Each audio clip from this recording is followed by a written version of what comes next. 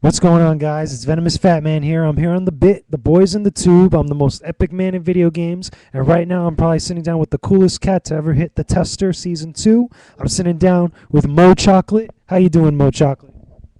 Did someone say Mo Chocolate? Hey, buddy. How's it going? Hey, what's going on, dude? I'm doing great. So how you been overall? Oh man, like it's just been a blessing, man. Seriously, like I'm all like excited, looking forward to this interview, and just I'm sitting down with you, man. I mean, I'm like giddy right now. Excited. That's great, man. So anyway, let's get it started right now. Let's get this interview off the road. So let me start off with the first question for people that don't know you, that haven't seen the tester, obviously. Give a little bit of a synopsis about what you are, who you are, what you're all about. Okay, for the small individuals that have no idea what the Tester Season 2 is, the Tester Season 2 is a competitive reality show on the PlayStation Network where a group of gamers like myself, ranging from different ages and different color, we all get together and what we do is we go through we all go to physical game-based challenges.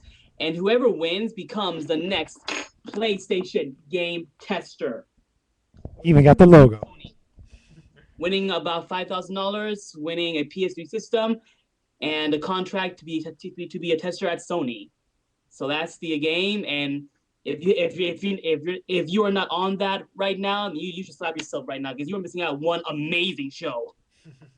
That's awesome, man. So anyway, let me start off with another question also. When was your first kind of introduction into gaming? When was it that you first kind of, came into contact with your passion that you love so much? All right, it all goes back many years ago. Like pretend like there is a slow black fade into the past. Basically, as a kid, me and my brother, we were raised here in America. We were born in Africa, and when we came here, we're still learning how to live in America.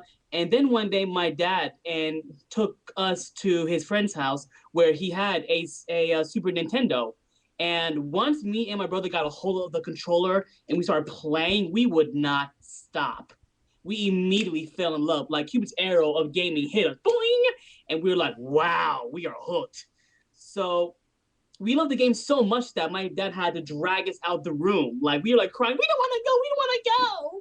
But he was like, "Of course, he made us go." So whenever we got to my dad, me and my brother, we would always be like, can you take us back to your friend's house? Can you take us back to your friend's house? Can you take us back to your friend's house? We would just not stop leaving him alone, just constantly asking him if he can take us back to his friend's house over and over and over again. So I think because of that, that was the foundation of that grew big time into the gamer that I am to of today. All right, so let me ask you kind of like a question I wanted to know for a while, and I'm pretty sure a lot of the people out there wanted to know, where did the name Mo Chocolate originate from? MoChocolate. Believe it or not, my nickname at first was going to be Motown. Motown. Why Motown? Yeah, one more because I love music. Like I'm constantly listening to. How does the song go? I'm constantly listening to "Hit the Road, Jack," and "Don't You Come Back No More." Like old school, truly classic, where the music was back in the days. But then I realized, music or chocolate? So I realized, that, of course, I love chocolate beyond anything. So I'm like, Mo Chocolate. It rolls off the tongue better, doesn't it? Mo Chocolate. Whereas Motown, you just straight to the point. So for that reason I chose a Mo Chocolate. And everyone loves it also. Thanks to big shout outs to Drew's Days for giving me the nickname Mo Coco. So I love that nickname also.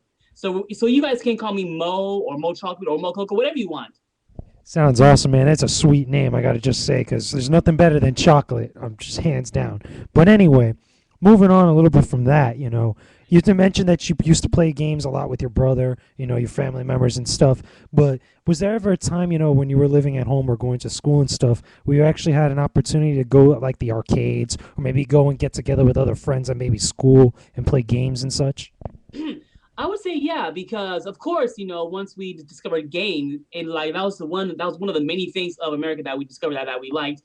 We of course will go to the mall, go to a Chuck E. Cheese, go to anywhere that had like arcade style gaming, like pinball machines and whatnot. And once we discovered our love for that, we would constantly go like kill so much gas to go to like a furthest away store just because they had like the best arcades there.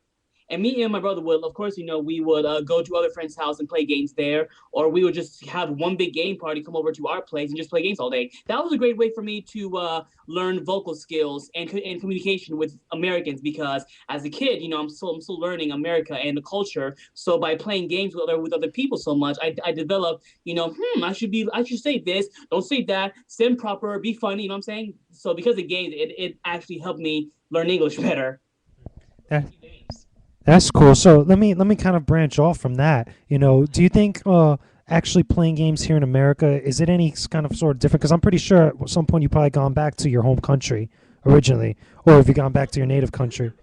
But funny you ask that because believe it or not, I haven't gone back to Africa since the day I was born. I came here in 1993 and I've been here ever since. To be completely honest, like I don't mind going back there if they allow me to come back. That is, seeing out what happened to you, man? You're all Americanized now. Get out with my poke you with my spear. So That'll make me like, yeah, so that kind of almost answers my question, but just kind of bring the point home. If you had the opportunity to go back to your native country, and you did, do you think maybe if you had the opportunity to play games down there, it would be a different experience than playing games over here? well, obviously, the language difference would be pain in the ass, and I'm not sure how I would plug it in. But overall, I think it would essentially be the same. I think the ladies over there would be impressed because for some reason they think I'm like rich over here. I showed them my PSP, they're like, "Oh, what is that? You're rich." So of course everyone would be like, "Wow!" Like they're looking at the future, like 10 years from now, technology. I'm like, this is current. But yeah, other than that, I think essentially it'll be somewhat the same. Nothing wrong with impressing the ladies. So let's kind of. No, hey ladies, check out my PS3. It's big and black. So let's move on from there. Besides gaming, obviously, because you're a big gamer, we're all big gamers here. But kind of talk about some of your other interests, some of your other hobbies, a little bit of what you're into. Like, what are some of the other things? Are you into anime, comics, or anything like that? Like, bro, I'm the biggest nerd I know. The biggest nerd I know. I love anime. I love comics. I love cartoons. I love movies. Anything that's entertaining, I love. Like as a kid, I grew up and of course, I was always watching like Animaniacs, Pokemon, Tiny Toons, Pinky and the Brain, Garfield, any cartoons back in my days, and comics, of course, because they were so visually entertaining. Like growing up, I had a very hard time reading like non-pictureless books because there were no pictures in them. I had a very hard time like going to movies that weren't entertaining to me because I was always sort of thinking about the entertainment in cartoons and movies and comics and anime. Love them. My favorite anime to this date is Pokemon and the Boondocks. My favorite movie probably I would say is the first Pokemon movie. I'm a big Walking Dead fan. Big Walking Dead fan. I have every single Walking Dead issue since issue one. That is And that's just one of my comic collections. that. And of course, everyone else knows that I love to dance. I'm big into tap dancing. That is hardcore. So, you kind of forgot one key kind of category there. So I'm just going to ask it anyway so the viewers can hear it. What is your favorite all time video game of all time? All right, my favorite video game of all time is God of War 3. My favorite video game entirely since the day I was born to now is God of War 3. That game is incredibly epic because the graphics, oh my god, the graphics and the gameplay, the brutality, the story, the voice acting, I love it. Because I'm the kind of guy, even though I'm like the nicest guy on the planet, I love brutality. I love the fact that I can rip someone in half with my bare hands. I can like punch a mountain and it falls down. I love that. That's why I love gaming because of the power that it gives you. It makes you feel like I am Kratos. I will slice and dice anyone that stands in my way. And that's why I love God of War 3 so much. That's pretty cool. So, if you ever had an opportunity to actually make your own game, you actually had, the creative, kind of, I want to say, what's the word I'm looking for? If you had the creative, kind of like leadership role or kind of director's chair for the moment, what kind of game would you create and why? It's funny because we actually did that in one episode of the tester when we had to make games. I'll never forget because I was like, I want to make a blood carnage kill game. Then they're like, let's make a children's game. I'm like, damn it. So, but the game I actually had two games in mind. One game where you play as an ant, a like big strong warrior ant where he has to like kill a human being because he killed his colony. So you're like going through this big revenge plot killing because when you think about it, the microscopic world is the boundaries are limitless. So I thought with that game, it definitely would be far to go with. The other game, of course, was the game brain farting right now. Hold on, you can edit this out, right? No, we're actually going to go straight on with this one, but it's okay. Don't worry about it, man. It's all right. All right.